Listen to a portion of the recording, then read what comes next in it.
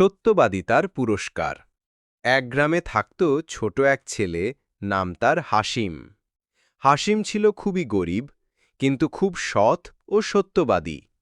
একদিন সে পথে হাঁটছিল, হঠাৎ এক বুড়ো লোক তাকে জিজ্ঞেস করল, তোমার কাছে কিছু টাকা আছে? হাসিম বলল, না চাচা, আমার কাছে কিছুই নেই। আমি গরিব, তবে আমি মিথ্যা বলি না। বুড়ো লোকটি হেসে বলল, তুমি যদি মিথ্যা বলতে, তবে আমি তোমাকে কিছু টাকা দিতাম। এখন তো তুমি সত্য বললে, কিভাবে তোমায় সাহায্য করব? হাসিম মৃদু হেসে বলল, আল্লাহ যদি চান, তিনি আমাকে অন্যভাবে সাহায্য করবেন। বুড়ো লোকটি তখন খুব আবেগপ্রবণ হয়ে গেল। সে বলল, তোমার এই সত্যবাদিতা আমাকে নাড়া দিয়েছে। আমি একজন ধনী ব্যবসায়ী, আজ থেকে তুমি আমার দোকানে কাজ করবে।